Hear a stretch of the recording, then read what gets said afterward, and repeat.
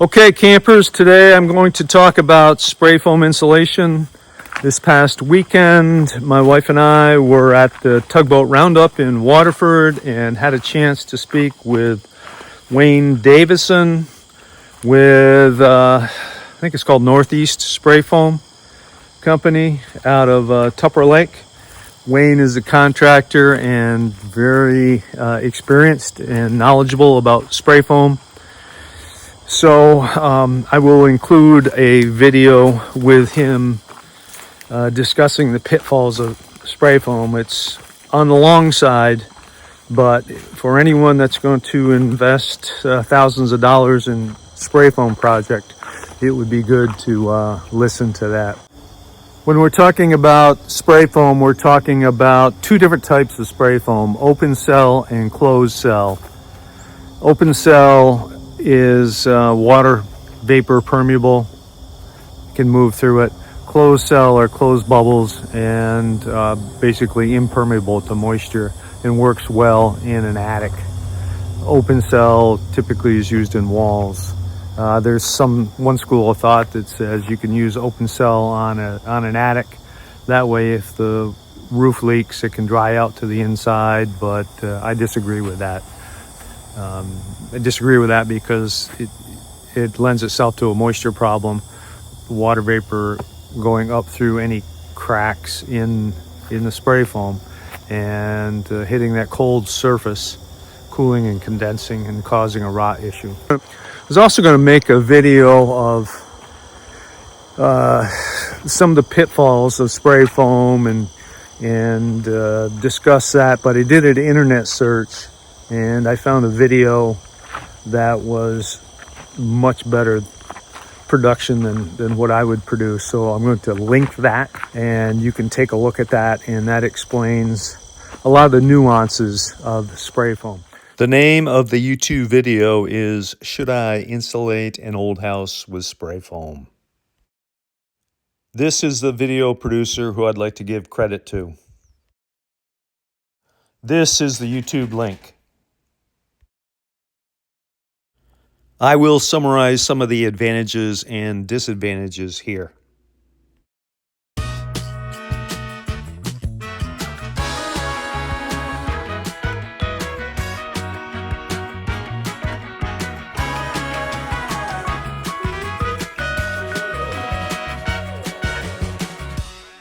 And, there are a lot of disadvantages if precautions aren't taken to properly install spray foam. I'm not trying to scare anybody. I just want everybody to know that it really has to be installed properly with a really competent contractor and building science taken into account. Otherwise, it could be a really expensive decision. Okay, we're at the Tugboat Roundup in Waterford, New York, September 2025.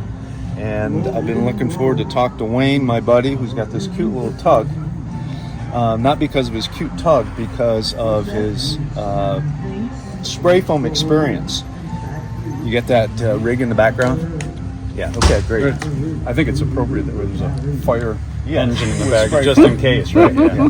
So Wayne, you're from Tupper Lake area, and you've been in the spray foam business for a long time, and every year I come here, I ask you some of the pitfalls of spray foam. So can you tell me some of the most common pitfalls of spray foam? Yeah, in order to talk about the pitfalls of it, you need to back up and talk about the spray foam industry as a whole. Okay. And the problems there with the spray foam industry. The spray foam industry is completely unregulated. Anybody that buys the equipment to spray foam gets minimal training, maybe 2 or 3 days at best, and then they start spraying foam, and they do that at the customer's expense. Anything they learn is at the customer's expense. There's nothing else in the industry. There's no other industry where you allow somebody to learn by making mistakes on the customer's dime. And houses are people's number one investment in most cases, right? So we hire people to spray foam, and spray foam is a big investment. So people go into houses, they spray foam, they make mistakes, that's how they learn. That's the first problem in the industry. The second problem with the industry is that 95% of people spraying foam are using equipment that is incapable of managing the ratio of the foam while they're spraying. Okay. They have piston pumps that run in right? They're synchronous piston pumps. You have two different viscosities and densities and specific heat chemicals that need to mix at a 50-50 volume. It is physically impossible for two piston pumps to deliver the same volume of chemical at all times. Ask any physicist that understands fluid dynamics, you cannot do it. If you ask GPT, if you have a plural component system and what is the best way to mix those two, piston pumps is incapable of it. Yet the industry uses it because that was the system that was developed in the 50s, and they've just kept using it and updating that system. The only way that you can spray foam that is consistently on ratio is to control the ratio of the foam while you're spraying. So there are systems out there. One of them was designed and patented by Accurate Dynamics. You use gear pumps with check valves and flow meters that are good to the 10,000th of a gallon. And in real time, you have to measure the volume of the two chemicals and mix them at the gun. In order to do that, you have to have them at the same viscosity. In order to have them at the same viscosity, you have to heat both chemicals to different temperatures to get the viscosities to match. So most people's equipment have one temperature sensor or none in the hose, and all of the hose heat comes on and off at the same time. You don't know what the temperature is at the gun, you don't know what the pressure is at the gun, you're hoping that everything is right. Well, hoping doesn't work, right?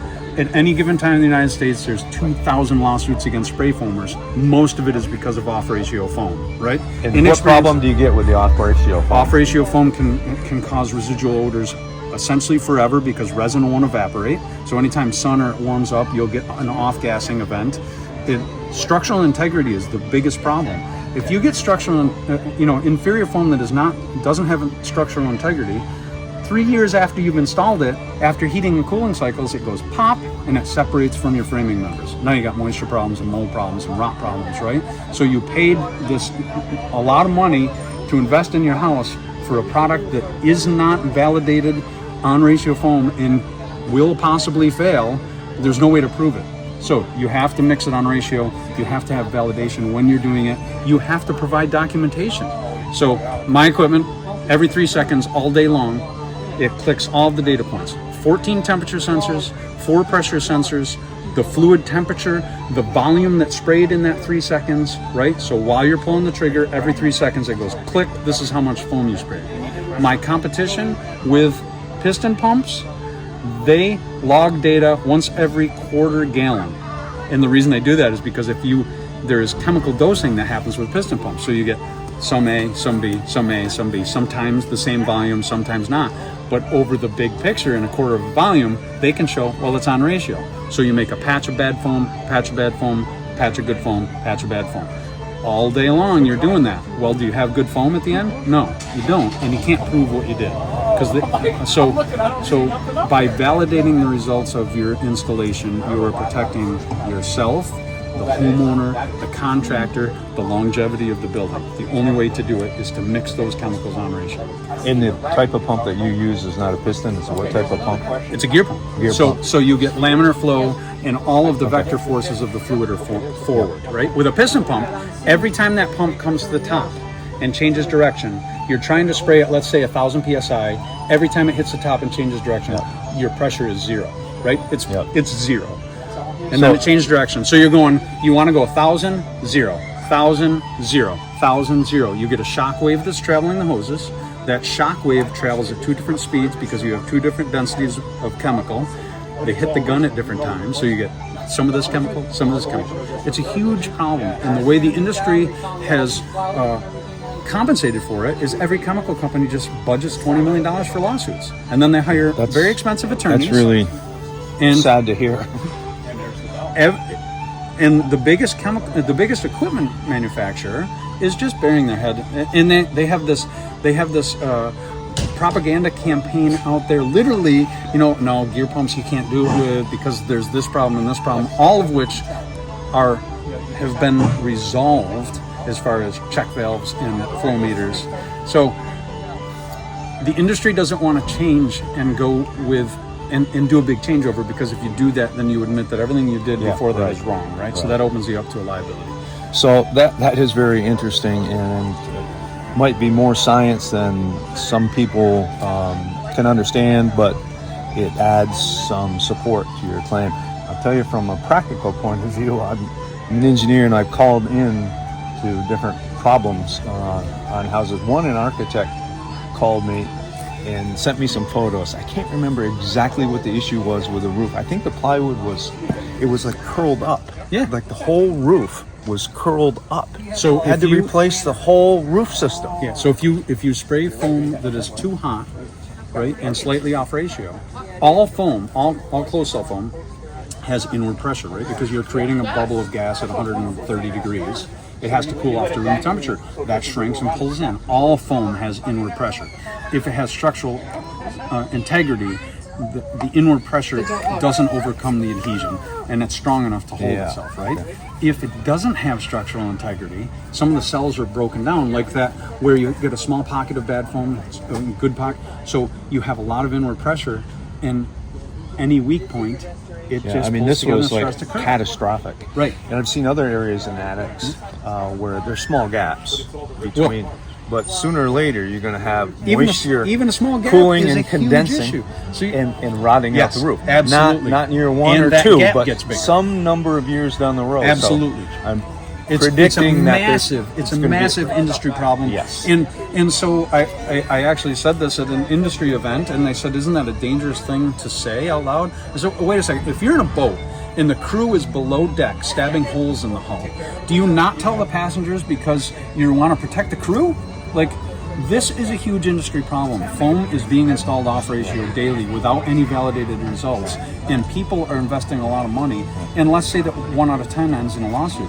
Is that acceptable? Like, we can't continue to do that. And foam is by far the best way to build a house and insulate a house. That's Every what I architectural wanted. magazine says foam is the best. And the caveat is when installed correctly. Right. Well, what does that mean? There's no industry standard, right? So how do we do this? And this is how we do it. We mix foam correctly as you're installing it, and we validate those results, right? So It's the only way to tend do it. not to. I don't want to scare people away from spray foam because I think it's a great product if done well, but if not done well, you can have catastrophic problems. Even with contractors that are conscientious and believe that they understand and have tons of experience, they still are using equipment in many cases that cannot install foam on ratio. They believe they're doing a good job on behalf of people, and they are not, because it is impossible to do it with that equipment. So are you saying only gear pumps? You have to have, whatever system you use Functional. has to be able to modulate to adjust the ratio of the foam while you're spraying. If not, you're just guessing.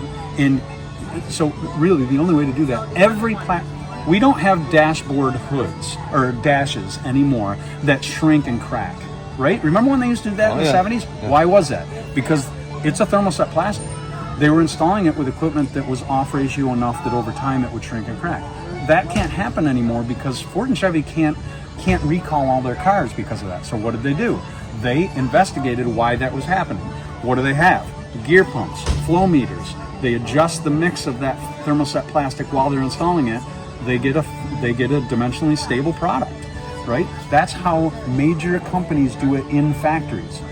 In your house, you're just going to hire somebody that can't do that? Like, it's mind-boggling to me, you know. And again, the industry can't admit that because that just put a whole bunch of people either upgrading equipment or out of business. Yeah. So, all right. Well, that's very, very good to know. In summary, would you say hire a contractor with a gear pump who has a gear pump? you hire Or a contractor somebody that has a piston that, pump. yes, you need to hire a contractor that can validate the results of the foam that they install. That they provide you with a guarantee that that is going to be structurally, that is on ratio foam that is going to hold up for years to come. And you need to get the chemical company on board with that. Because How is that done? Because you're saying the piston pumps can't do that. So, exactly. You should not hire somebody with piston pumps. I'm sorry, but that is the fact of the matter. Yeah. You hire somebody with gear pumps that has an accredited foam that will combine with the manufacturer of the equipment, so that all of that is a package. You hand a guarantee to the homeowner and say, we did everything we're supposed to. Here's the validated results of that. Everybody is standing behind it. Me, the equipment manufacturer and the chemical company. So Accurate Dynamics has a program called the ACE program. There are approved foams that you install with that equipment, and everybody then stands behind it, because guess what? They have no liability because they know that we did it right. We did it all right. There is no chance of a lawsuit in that situation. All right, that's great information. Thanks a lot, Wayne. Let's go talk. Great talking to you. Wayne makes some great points. I would encourage you to do your own research of gear pumps versus piston pumps. My intuition tells me that it would be possible to do a decent job with piston pumps if the proper precautions are taken. That's about it from West Branch. And as my dad always used to say, make it a good day.